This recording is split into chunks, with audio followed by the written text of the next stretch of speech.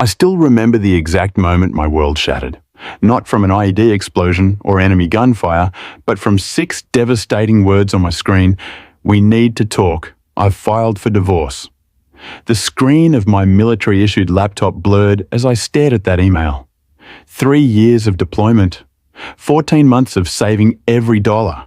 One email that took it all away in an instant. This wasn't just a breakup. It was execution by digital firing squad. Have you ever trusted someone completely, only to discover they were planning your downfall?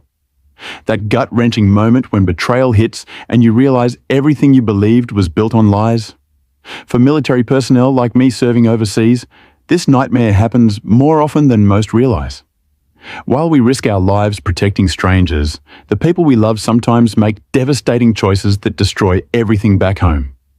What would you do if you returned from serving your country to find your spouse gone, your bank accounts emptied, and your future stolen? How would you rebuild when the person who promised to wait for you couldn't even face you to end things? My story exposes the brutal reality faced by those who fight for others while our own battles rage at home. By the end, you'll witness how my devastating betrayal transformed into something my ex-wife never anticipated, a reckoning she never saw coming. Welcome to my story. If it resonates with you, please take 2 seconds to hit that subscribe button and notification bell. Each like and comment helps share these stories of resilience with others who've experienced a similar pain. I'm Army Sergeant Ethan Carter. At 34, I've built my life on 3 core principles: loyalty, honor, and sacrifice. My weathered face carries the quiet confidence of a man who has faced death and chosen duty instead of fear. My comrades describe me as the soldier you want beside you when bullets fly, calm under pressure, decisive when seconds matter. Despite witnessing humanity at its worst across 3 deployments, I maintained an unwavering optimism about people. This quality drew Olivia to me 12 years earlier at a friend's barbecue, where my genuine smile and protective nature stood out among the crowd. Our connection was immediate, passionate, and, I believed, unbreakable. After our daughter Lily was born, my dedication to providing for my family intensified. Each deployment meant months of separation, but also financial security through hazard pay and bonuses I religiously saved. I dreamed of giving Lily educational opportunities I never had, and surprising Olivia with the Hawaii vacation she'd talked about since our honeymoon. When orders came for my 4th deployment, a classified mission in a volatile Middle Eastern region, I kissed my family goodbye with the promise of a better future upon my return. Little did I know that, while I battled external enemies, my life at home was crumbling beneath a facade of normalcy and loyalty. Did my wife get away with stealing everything while I defended freedom overseas? If you want to know how this soldier fought back when he had nothing left to lose, stay with me. This story of betrayal and justice is just beginning. The harsh Middle Eastern sun beat down on me as I adjusted my body armor, a daily ritual that never became routine. My unit patrolled the dusty outpost that had become home for the past 9 months. Unlike the dramatized war movies, real combat deployment consisted of long stretches of monotony, punctuated by moments of pure adrenaline. "Mail call!" The words echoed across the barracks, causing a momentary lift in everyone's spirits. I received nothing that day, the 3rd week without word from home. Sleep came in fragmented 4-hour blocks between missions. The constant vigilance wore on my body and mind, creating a unique exhaustion civilians could never fully understand. Despite this, I maintained my resolve. My motivation remained crystal clear. Olivia and Lily needed me to return, not just alive, but whole. "Carter, you got those photos of your kid?" asked Martinez during a rare, quiet moment. I pulled out the worn image of Lily at her school play, beaming in a homemade costume. 7 going on 17, I said with pride that transcended my fatigue. Every missed birthday, every school event I couldn't attend, these weren't just absences. They were sacrifices made with purpose, part of a greater exchange. My presence here meant security for thousands, including the 2 people who mattered most. Another deposit confirmed, I whispered to myself, checking my banking app during precious downtime. My strategy was methodical. Hazard pay, combat zone tax exclusion, family separation allowance, every financial benefit of deployment funneled directly into our joint savings account. Most soldiers spent portions of their deployment pay on comfort items, gaming systems, premium snacks from home, weekend passes to nearby safe zones. I refused these small luxuries. "You're like a monk, Carter," my bunkmate joked, unwrapping a care package filled with cookies and beef jerky. I had calculated everything. By the end of this tour, we'd have enough for a down payment on a bigger house, closer to better schools for Lily. There would even be extra for the Hawaii vacation Olivia had dreamed about since our budget honeymoon 12 years ago. $47,152.38. The number glowed on my screen. A digital representation of every extra shift, every risk taken, every comfort denied for my family's future. The base's satellite connection failed again during my scheduled video call home. I slammed my fist against the metal container housing that served as the communications center. "Third time this week," I muttered. When connections worked, they were fleeting. Pixelated faces, voices breaking mid-sentence, conversations reduced to fragmented pleasantries that never quite captured what needed saying. "Tell me about your day," I'd ask Olivia during rare clear moments. "Fine, everything's fine," came her standard reply, always lacking detail. I attributed the distance in her voice to poor connectivity, to the impossibility of compressing months of life into minutes of conversation. I never suspected that fine concealed an entirely different reality back home. While I endured combat, Olivia faced battles of her own. Her days began before dawn at her bakery, kneading dough as the first streaks of light crept through windows. By afternoon, she'd transform into Lily's chauffeur, shuttling between school, soccer practice, and piano lessons. Nights were the hardest. After tucking Lily in, Olivia would wander through our empty house, the silence broken only by the ticking wall clock, a constant reminder of time passing without her husband. "Mommy, when is Daddy coming home?" Lily would ask, clutching the teddy bear I'd given her before leaving. "Soon, sweetie. He's helping people far away." The community praised her resilience, calling her the strongest military wife. But behind closed doors, Olivia crumbled under the weight of solo parenting, business ownership, and financial management. Her smile became practiced, a mask hiding the growing resentment toward the husband who wasn't there to shoulder the burden.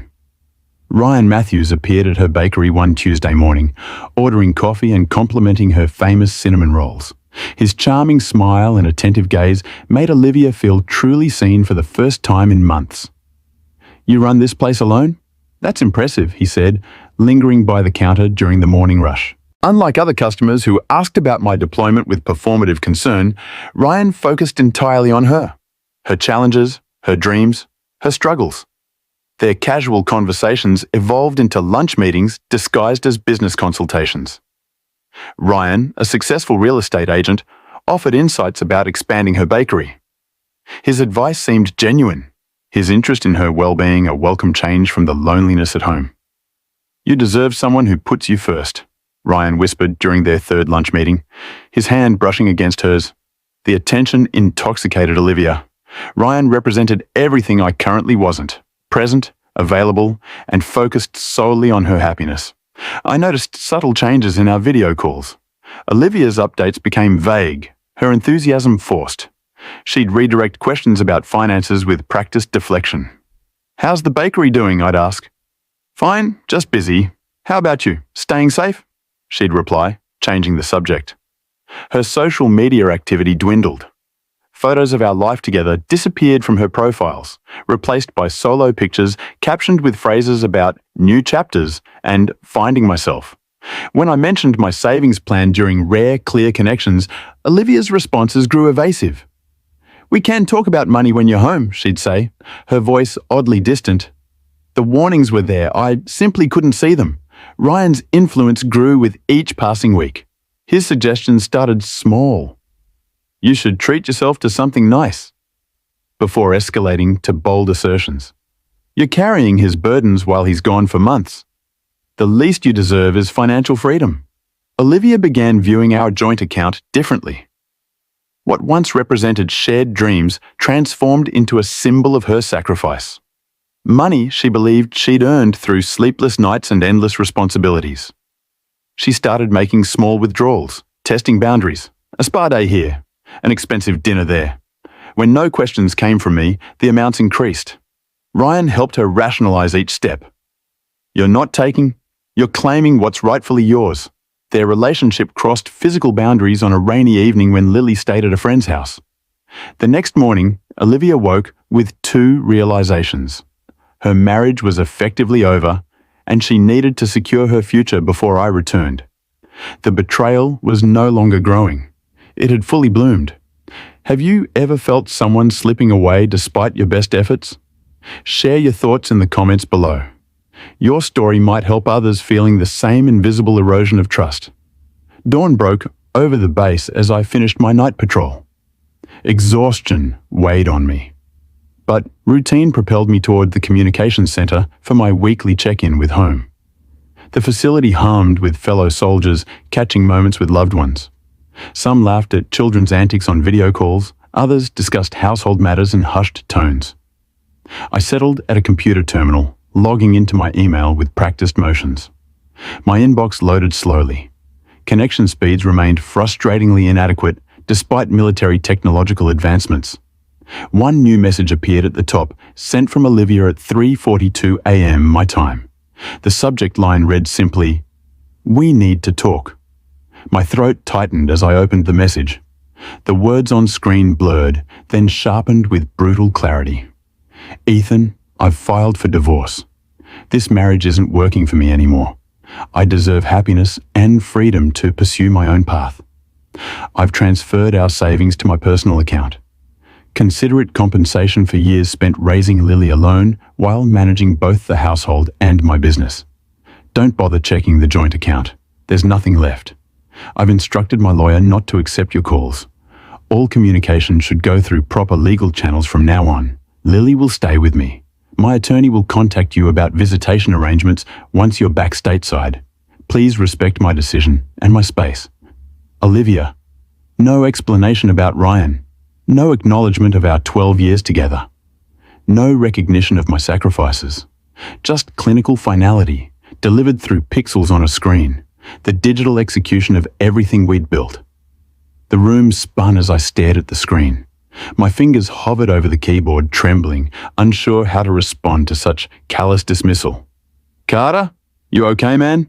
A fellow soldier's voice seemed distant. When you support this channel with a like and subscribe, you're standing with people like me who face unimaginable betrayal. Drop a comment sharing how you'd react in this situation. Would you fight back or walk away? I closed the email and stood up, legs barely supporting me. In that moment, thousands of miles from what was no longer home, I felt more alone than in any combat situation I'd ever faced. I stepped off the military transport with my duffel bag slung over my shoulder. No welcoming committee waited, just empty space where Olivia and Lily should have stood. The taxi ride to what was once home revealed a neighborhood unchanged, cruelly normal, while my world had shattered. Pulling up to the modest two-story house, I paid the driver and stood frozen on the sidewalk. The key still worked in the lock. That small mercy vanished when I pushed open the door to discover a hollow shell. Furniture gone. Photos removed from walls. Shelves bare except for dust outlines marking where family mementos once stood. My footsteps echoed through empty rooms as I moved from the living room to the kitchen. Then upstairs to Lily's bedroom, now just 4 walls stripped of her colorful decorations and childhood treasures. "They're really gone," I whispered to no one, my voice bouncing off naked walls that once held memories. My phone rang, my military buddy Marcus checking in. "She didn't just take the savings," I said, voice hollow as I surveyed the barren house, and she emptied everything. The furniture, appliances, family heirlooms, even my grandfather's watch is gone. A neighbor cautiously approached as I sat on the front steps, head in hands. "I didn't know how to tell you," Mrs. Delgado said, wringing her hands. "A moving truck came 3 weeks ago. Then I saw her with some man. They were close." The betrayal expanded beyond financial theft. Through careful questioning, I uncovered the full picture. Olivia had been seeing Ryan for months. My deployment hadn't caused our marriage to end. It had merely provided convenient cover for a relationship already in progress.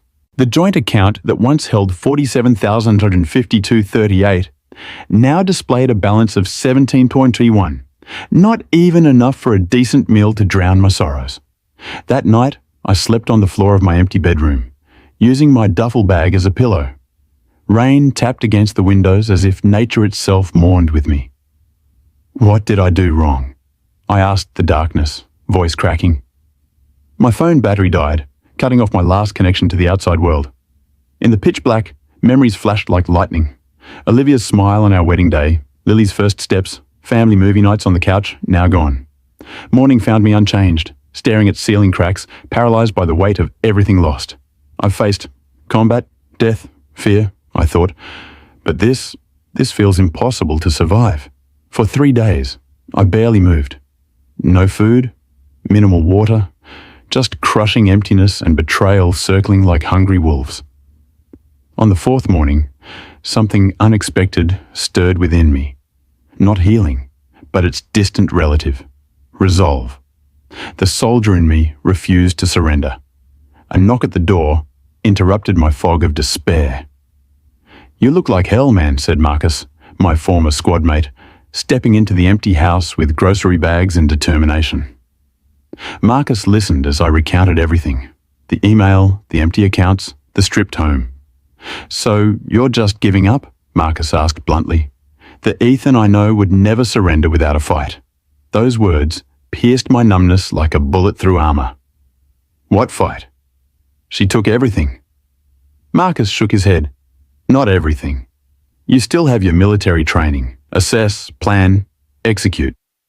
Something clicked in my mind. The same strategic thinking that kept me alive in combat could help me now.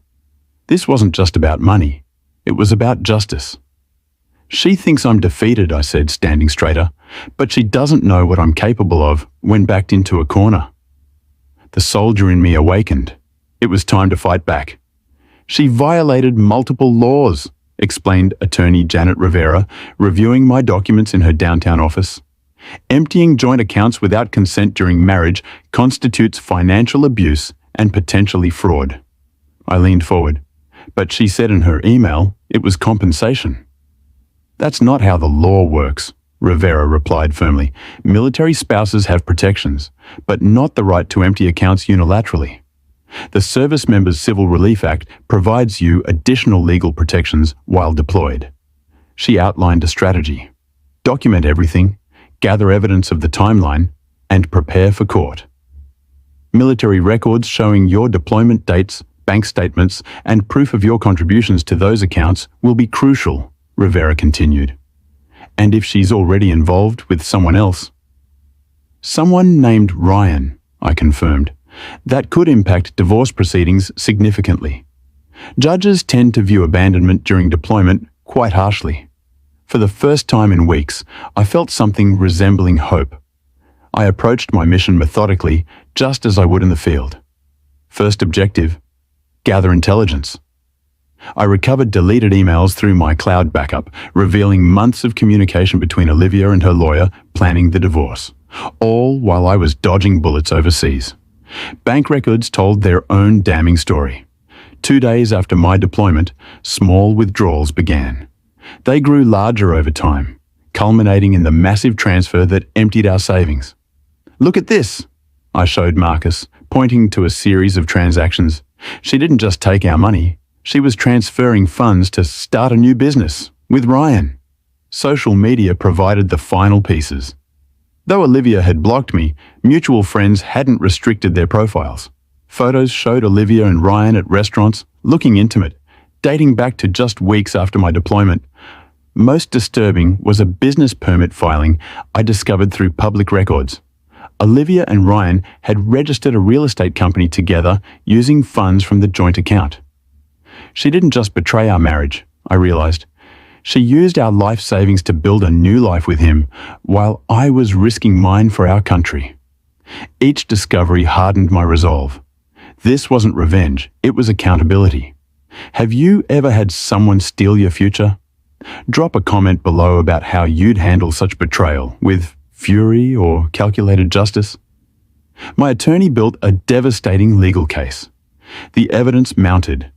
Bank withdrawals during my deployment, documented communication between Olivia and Ryan predating her divorce filing, business documents showing their joint venture funded by my military savings. "We're filing for emergency injunctive relief," Rivera explained. "This will freeze any remaining assets and potentially force them to return what was taken." The court date was set for 3 weeks later. I prepared meticulously, organizing evidence chronologically, rehearsing my testimony with Rivera, and steeling myself to face Olivia. "They think they got away with it," I told Marcus the night before court. "They have no idea what's coming."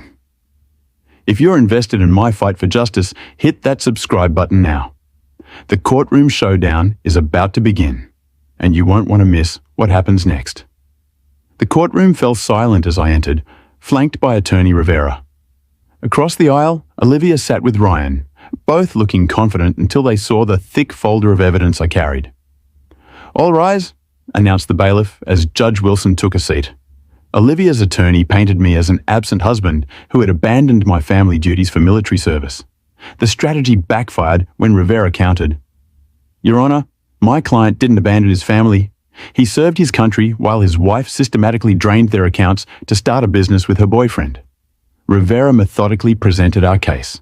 Bank statements showing the gradual emptying of accounts, business registration documents proving Olivia and Ryan's partnership was funded with my deployment pay, and time-stamped photos establishing their relationship began shortly after my deployment. The confidence drained from Olivia's face with each exhibit. Ryan shifted uncomfortably, avoiding eye contact with both me and the judge. The truth was finally emerging in plain sight. "Mrs. Carter, did you withdraw $47,135.17 from your joint account while your husband was deployed overseas?" Rivera asked during cross-examination. "That money was compensation for—" Olivia began, Sion stern as she addressed the courtroom. "In my 15 years on the bench, I've seen many divorce cases, but rarely have I witnessed such calculated exploitation of a deployed service member." She turned toward Olivia and Ryan. "Mrs. Carter, this court finds your actions unconscionable. Mr. Matthews, your participation in this scheme shows profound disregard for the sacrifices made by our military personnel." The verdict came swiftly. Olivia was ordered to return all funds taken from joint accounts, plus interest. The business assets were frozen pending full financial investigation. The house would remain my property, with Olivia responsible for replacing items removed. "Furthermore," Judge Wilson continued, "I'm referring this case to the district attorney for possible criminal charges of financial fraud. If you're watching this and thinking justice was served, hit that like button right now. Should I have pursued criminal charges? Leave your thoughts in the comments below." As I walked out of the courtroom, a weight lifted from my shoulders. The money would be returned, but more importantly, the truth had been acknowledged. Despite everything they had taken, they couldn't take my dignity or my future. Justice at last had been served. 6 months after the court victory, Lily and I sat on the newly furnished porch of our home. Her small hand reached for mine as we watched fireflies dance across the twilight sky. "Are you still sad, Daddy?" Lily asked, her innocent eyes searching my face. "Not when I'm with you, kiddo," I replied honestly. The legal battle had restored my finances, but these quiet moments with Lily rebuilt my heart. Our weekend visits became sacred time. Bike rides, ice cream trips, and bedtime stories. With the money recovered, I established a secure college fund for Lily, ensuring that despite everything that happened, her future remained protected. "The hardest battles aren't always fought with weapons," I told the support group of fellow veterans facing similar betrayals. These monthly meetings became crucial to my healing. Sharing my story helped others find courage to seek justice rather than surrender to despair. I learned that resilience wasn't about avoiding pain, but transforming it into strength. The betrayal that once threatened to destroy me now served as foundation for a more authentic life. When someone shows you who they truly are, believe them the first time. I often said. But never let their actions determine your worth or your future. That power belongs only to you. Today, I continue rebuilding while helping other service members navigate similar challenges. My experience sparked change in military support systems, with new resources addressing the unique vulnerabilities deployed personnel face.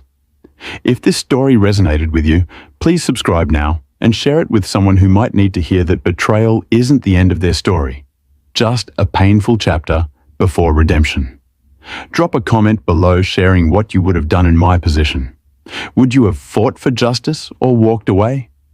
Remember, sometimes life's greatest victories come after our most devastating defeats. The choice to rise again is always yours.